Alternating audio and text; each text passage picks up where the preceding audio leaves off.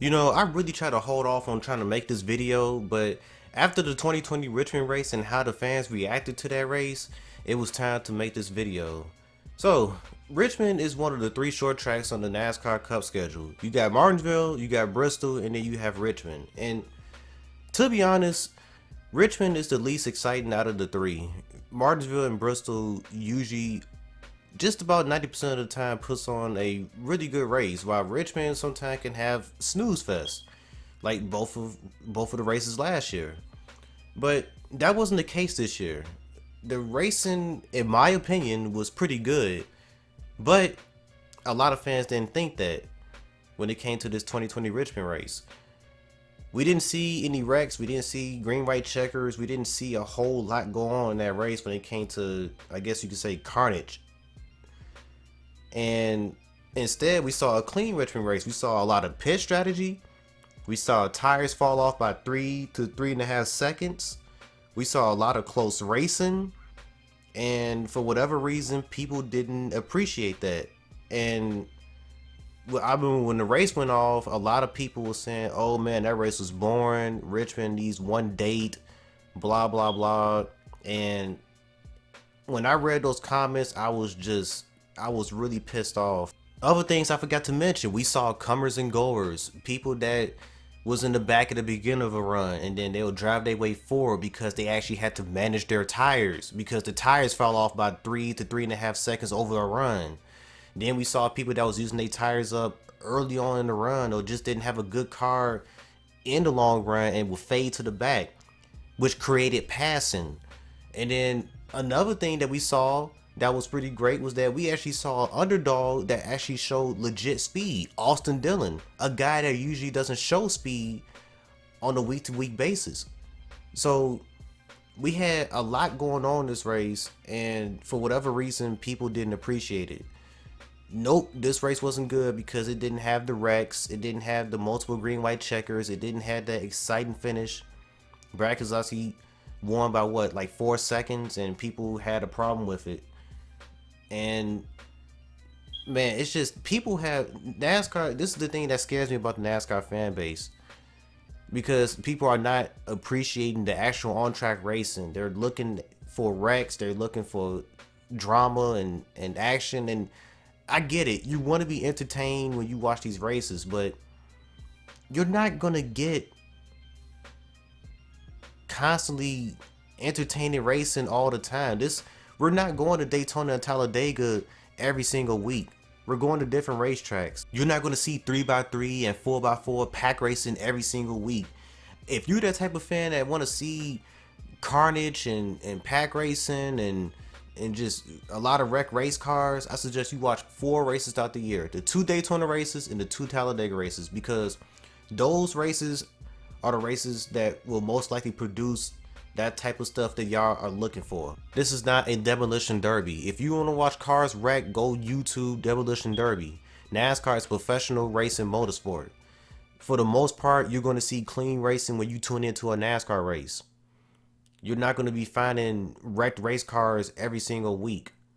Yes, you're going to see some beating and banging, like, you know, bumping runs and stuff at short tracks or maybe even road courses. And like I said, restricted play tracks, Daytona and Talladega, you'll see carnage.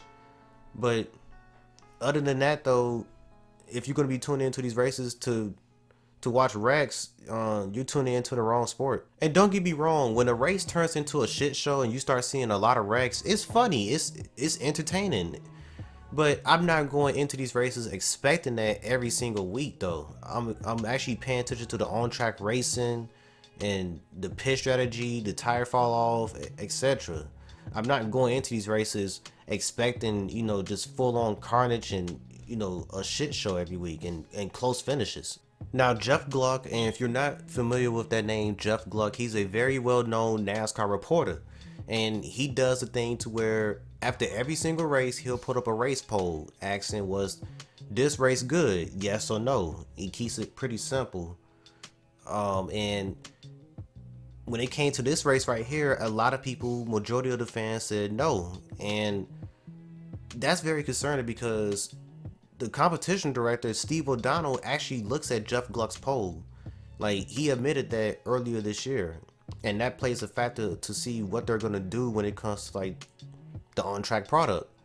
And the last thing we need is more gimmicks, because NASCAR is very open to more gimmicks. They talked about a possibility of adding a fourth stage, possibly next year or the year after that.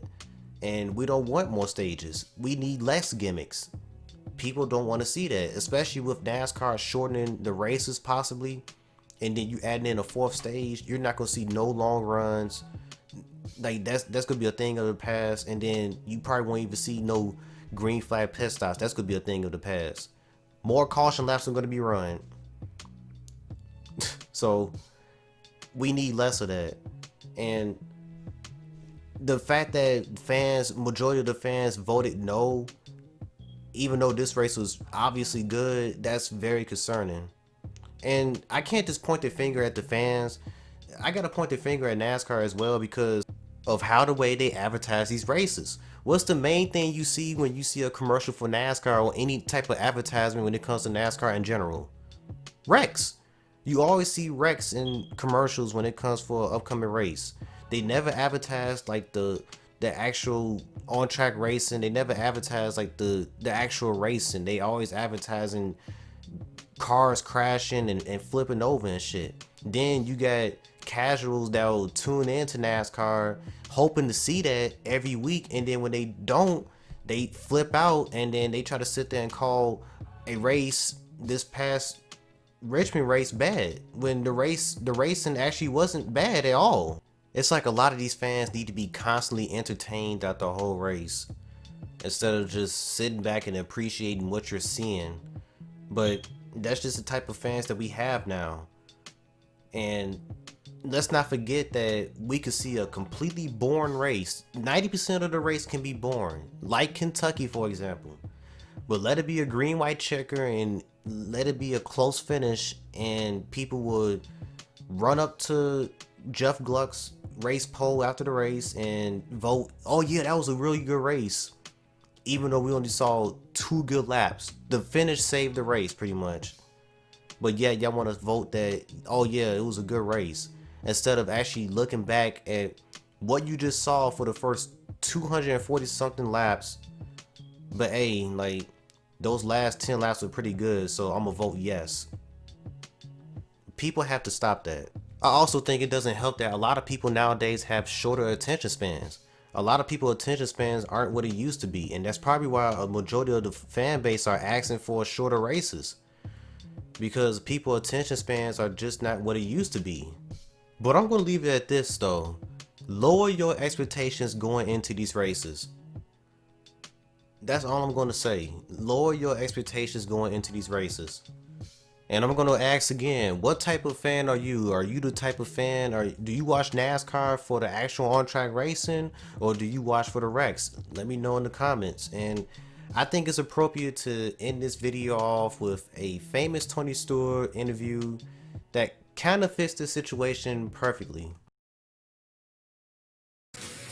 Sorry we couldn't crash more cars today. We didn't fill the quota for today for Talladega and NASCAR. If we haven't crashed at least 50% of the field by the end of the race, we need to extend the race till we at least crash 50% of the cars, because it's not fair to these fans for them to not see any more wrecks than that and more tore up cars. I mean, we still had over half the cars running at the end, and that's it shouldn't be that way. I don't think any of the wrecks were an overheating issue. That's why I say I think we ought to just tape them off solid and run them until they blow up anyway. I think it'd make it a lot more exciting for the fans. If we don't crash half of the field by the end of the race, they really need to extend it, because, I mean, that's what the fans want. They want to see that excitement. I'm upset that we didn't crash more cars. I mean, I feel like that's what we need. You know, that's what we're here for. I mean, and I feel bad if I don't spend at least $150,000 and tore up race cars going back to the shop. So we definitely got to do a better job of that. It would have been a lot more fun if I could have got caught up in one more wreck. If I could have done that, it would have been perfect. I mean, I think if we could make it a figure 8, it'd be perfect. It would absolutely be perfect here. It'd be better than what we got. So that's going to be my vote next week, is that we make it a figure 8, and/or we can go stop at the halfway, make a break, and turn around, go backwards the rest of the way. And then with 10 to go, we'll split the field in half, and half of them can go the regular direction, and half of them can go backwards.